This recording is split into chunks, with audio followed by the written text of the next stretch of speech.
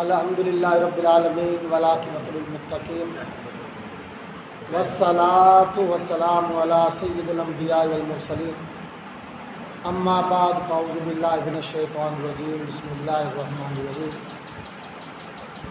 شہر رمضان الذی انزل فیہ القرآن ھدی للناس صدق اللہ مولانا العظیم وبلغنا رسولہ النبی الکریم الامین وقال اللہ تبارک و تعالی فی شان حبیبہ ان اللہ وملائکتہ یصلون علی النبی یا ایھا الذین آمنوا صلوا علیہ وسلموا تسلیما الصلاۃ والسلام علیک یا سیدی یا رسول اللہ وعلی آلک واصحابک یا رحمۃ للعالمین۔ نہایت واجب الاحترام بزرگوں، دوستوں، عزیزوں،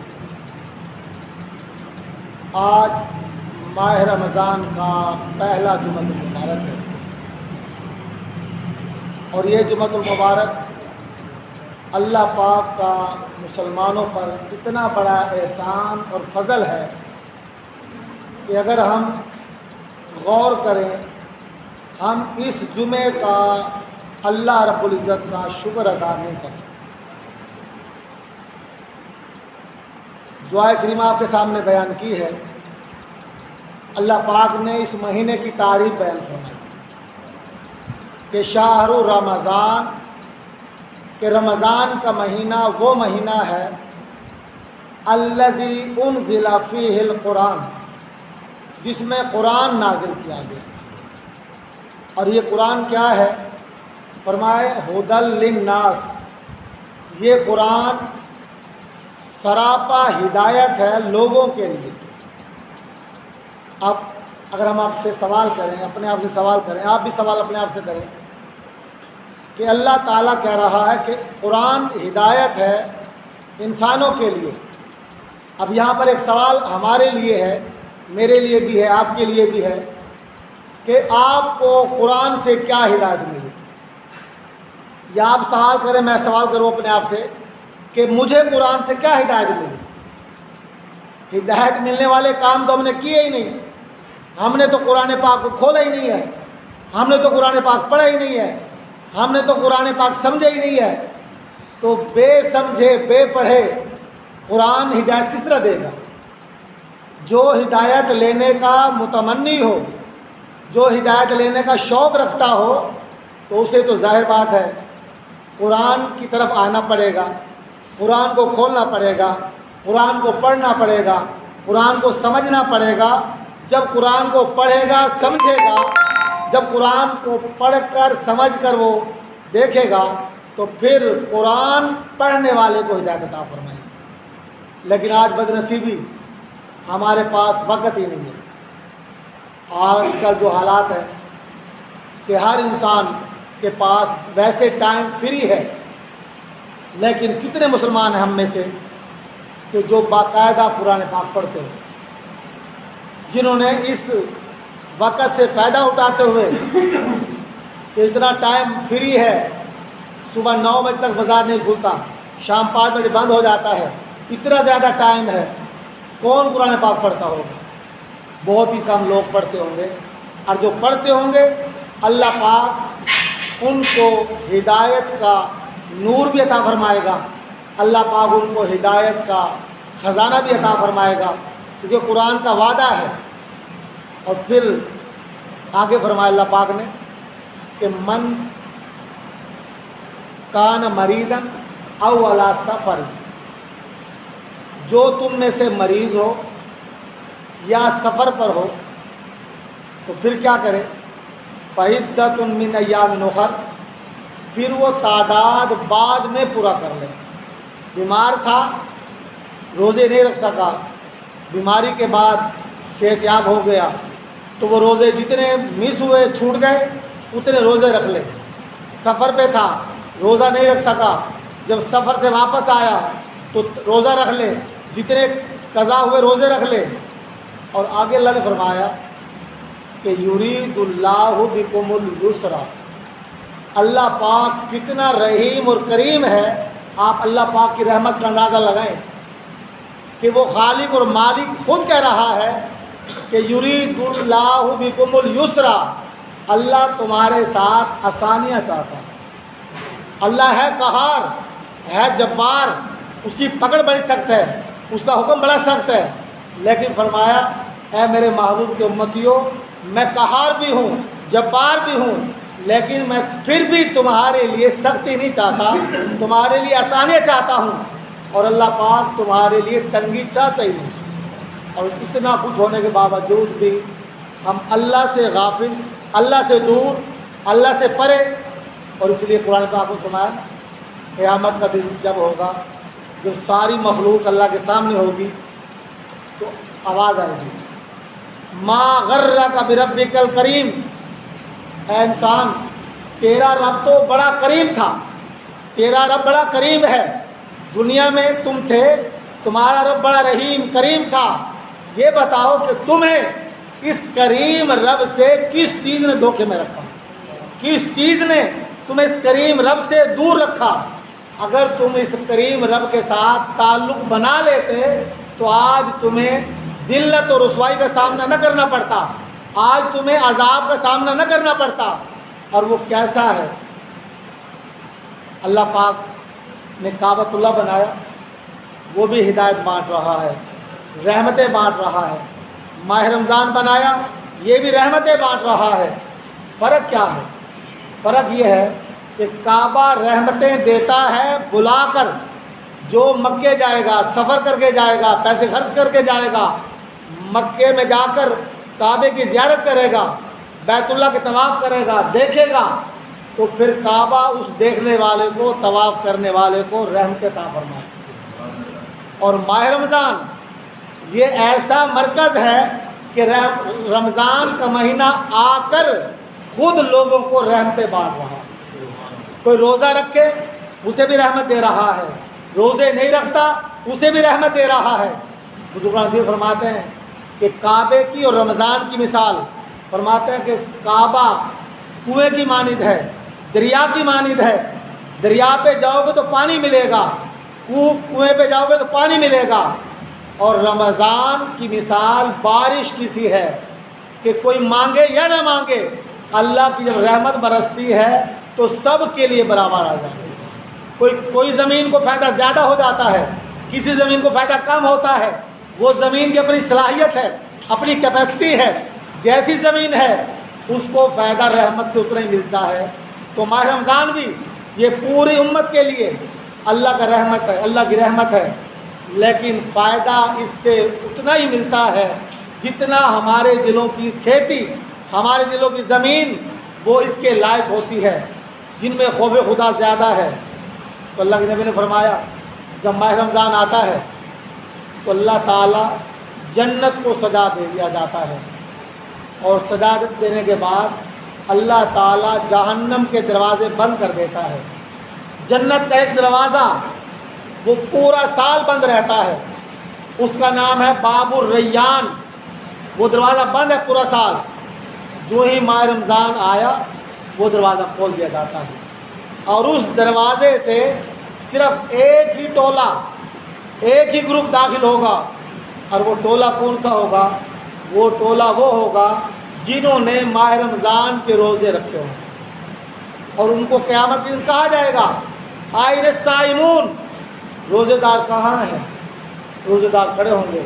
اللہ فرمائے گا کہ تم اس دروازے کے ساتھ، باب الریان کے ساتھ جنت میں داخل ہو جاؤ، اور سارے روزے دار اس دروازے میں سے داخل ہو جائیں گے، اور پھر وہ دروازہ بند ہو جائے گا، پھر وہ دروازہ کبھی کھلے گا نہیں۔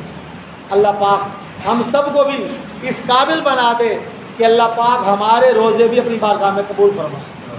اگر اللہ پاک ہمارے روزے قبول فرما لے تو یہ ہماری خوش نصیبی ہے، ورنہ نہ معلوم ہمارے روزے صرف بھوک اور پیاس تو نہیں ہے، ہم نے سحری کھائی، کیا ہم سے روزے کے تقاضے پورے ہوئے یا نہیں ہوئے، یہ ہر بندہ جانتا ہے۔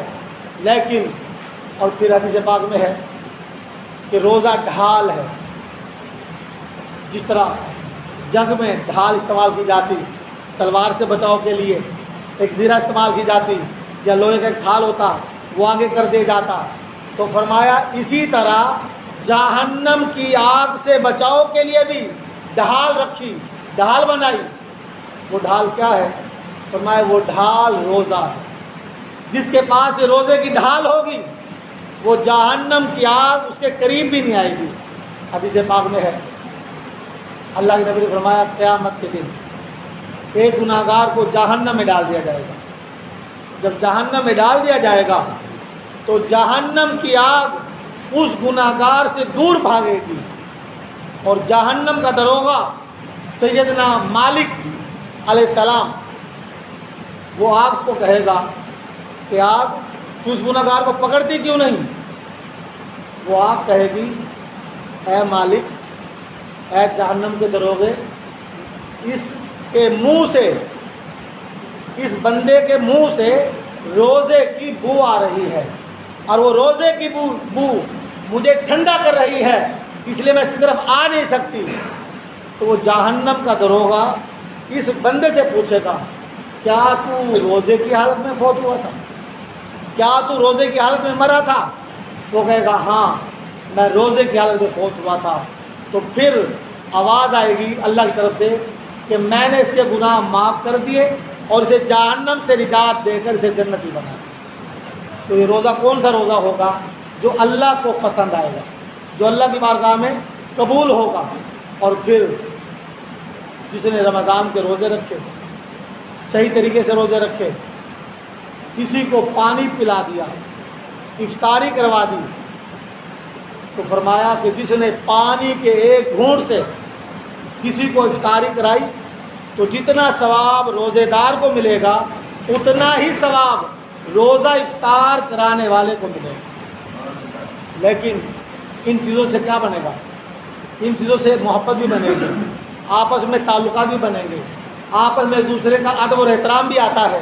تو یہ سماجی لحاظ سے بہت اہم چیز ہے کہ لیکن اس میں اگر ہم دیکھ لیں اپنے محلے میں، اپنے تعلق داروں میں، اپنے رشتہ داروں میں کہ کون سا غریب گھر ہے، تو یقین فرماؤ اگر آپ جس طرح کے حالات چل رہے ہیں، اگر آپ وہاں سحری افطاری کا کچا سامان، آٹا چاول چینی وغیرہ اگر آپ وہاں پہنچا دیں اور وہ بندہ اس سے روزہ رکھے تو ہو سکتا ہے تیرا روزہ رکھنا قبول ہو یا نہ ہو، لیکن جو تو نے اللہ کی مخلوق کے لیے سحری اور افطاری کا انتظام کیا ہے، یہ انتظام کرنا تجھے روزوں سے بھی زیادہ ثواب عطا ہوگا، اور اللہ پاک کی بارگاہ میں تجھے عمدہ، پسندیدہ اور اللہ کی بارگاہ میں بہترین بندہ بنا دے گا. اور پھر اللہ کے نبی نے فرمایا کہ من صام رمضان ایمانا و احتسابا غفر له ما تقدم من ذنبه. جس نے ماہ رمضان کا ایک روزہ رکھا ایمانداری کے ساتھ، تقاضے پورے کر کے ساتھ، تو فرمایا اللہ پاک کے نبی نے روزہ رکھنے والے کے سارے گناہ معاف کر دیے جاتے. اور جس نے ایک روزہ چھوڑ دیا بغیر شرعی عذر کے، شرعی عذر کیا تھا؟ ڈاکٹروں نے کہا کہ جی بندہ تو مر جائے گا روزہ رکھا تو. پھر بھی دو قول ہیں، اگر اس حالت میں بھی روزہ رکھتا ہے تو یہ زیادہ بہتر ہے، لیکن روزہ چھوڑ سکتا ہے، گنجائش رکھی. اور اگر روزہ چھوڑ دے بغیر شرعی عذر کے، بیمار بھی نہیں ہے، کوئی اور لاحق مسئلہ بھی نہیں ہے، روزہ چھوڑ دیا، اللہ کے نبی نے فرمایا اب وہ روزہ چھوڑنے والا اب وہ پورا سال روزے رکھے، پورے سال کے روزے ایک روزے کی برابری نہیں کر سکتے. اور ہم کتنے لوگ ہوں گے جو روزہ نہیں رکھتے ہوں گے. اللہ پاک ہم سب کو روزہ رکھنے کی توفیق عطا فرمائے، اور جو روزہ رکھتے ہیں ہم سب کو روزے کے تقاضے پورا کرنے کی توفیق عطا فرمائے. چغلی سے بچیں، غیبت سے بچیں، بری باتوں سے بچیں، گالی گلوچ سے بچیں، لغویات سے بچیں. اپنی نظروں کو ہر بری چیز، چاہے وہ ٹی وی پر ہے، چاہے وہ بظاہر ہے، کسی بھی جگہ ہے، بری چیز ہے جس کو اللہ اور اللہ کے نبی نے منع فرمایا اسے نہ دیکھیں. تو پھر یہ روزے کے تقاضے پورے ہوں گے. کوشش کرنا ہمارا کام ہے اور روزہ قبول کرنا یہ اللہ مولا کا کام ہے. اللہ پاک ہم سب کے روزے کی بارگاہ میں قبول و منظور فرمائے. زکوٰۃ کا مہینہ بھی ہے اور آپ کو پتہ ہے کہ زکوٰۃ اس مہینے میں لوگ کثرت سے دیتے ہیں. وجہ کیا ہے؟ کہ اس مہینے میں فرضوں کا ثواب 70 گنا بڑھ جاتا ہے اور نفل کا ثواب وہ فرضوں کے برابر آ جاتا ہے، اس لیے لوگ اس مہینے میں زکوٰۃ دینا زیادہ بہتر سمجھتے ہیں۔ زکوٰۃ مال کی ہے، زمین کی ہے، مال ڈنگر کی زکوٰۃ ہے، تو زکوٰۃ سب سے پہلا حق، آپ کے پڑوس میں کوئی غریب گھر ہے، رشتہ داروں میں کوئی غریب ہے جس کے گھر چولہا نہ جلتا ہو تو پہلے وہ دیکھیں، غریب گھر ہے، کوئی رشتہ دار ہے، ان کو زکوٰۃ دیں۔ بعض اوقات یہ ہوتا ہے، پوچھتے ہیں لوگ کہ جی زکوٰۃ ایسا دوں تو کیا یہ سامنا ضروری ہے جی کہ جی یہ زکوٰۃ کا مال ہے؟ نہیں، ایسی بات نہیں ہے۔ زکوٰۃ کا مال دیتے وقت یہ بتلانا ضروری نہیں ہے۔ یہ بڑی شوق سے پوچھتے سارے، وہ جی رسو یا نہ رسو، کبھی یہ کوئی نہیں پوچھتا استاد جی زکوٰۃ رہنی ہوئے تو بندہ چپ چپاتے دے سکتا ہے یا لوگوں کے سامنے بندہ رہے یہ گلا کوئی نہیں پوچھتا۔ حالانکہ زکوٰۃ کے بارے میں یہ معاملہ ہے دینے والے کا اور اللہ کا۔ اللہ جانتا کہ زکوٰۃ دینے والا کیا کر رہا ہے، تو زکوٰۃ دیتے وقت یہ بتلانا ضروری نہیں کہ جی یہ مال زکوٰۃ کیا رکھ لیں آپ، اس سے تو دوسرے کی عزت نفس مدرو ہوگی۔ تو زکوٰۃ جب آپ دیں گے تحقیق کر لیں کہ بندہ حقدار ہے یا نہیں، اگر حقدار ہے تو چپ چاپ جا کے اسے زکوٰۃ اپنا مال دے دیں جو دینا ہے اپنا۔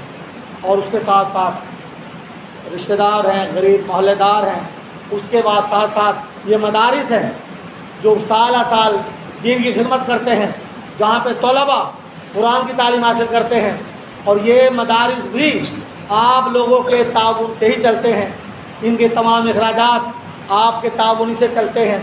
اور ظاہر بات ہے یہ سمندر ہے، یہ سارا سال بہتا رہتا ہے اور یہ کبھی نہ خشک ہونے والا سمندر ہے، تو جو اس میں تعاون کرتا ہے کسی دور میں بھی کرے گا تعاون، تو اس کو تعاون کا ثواب اس وقت تک ملتا رہے گا جب تک وہ مدرسہ قائم و دائم رہے گا، مدرسے میں قرآن و حدیث کی تعلیم ہوتی رہے گی، جب تک وہ عمارت قائم رہے گی زکوٰۃ سے تعاون کرنے والوں کو ثواب ملتا رہے گا۔ الحمدللہ آپ کے یہاں مدرسہ جس میں مسافر طلبہ زیر تعلیم ہیں، ان کے تمام اخراجات آپ کے تعاون سے چلتے ہیں، تو زکوٰۃ دیتے وقت جہاں غریب کا حق ہے، محلے دار کا حق ہے، ان کو دینا چاہیے، تو اس کے ساتھ ساتھ اس مدرسے کو بھی یاد رکھیں۔ اللہ تعالیٰ آپ کے جان مال میں برکت عطا فرمائے۔ وما علیہ الا البلاغ، سنت ہے۔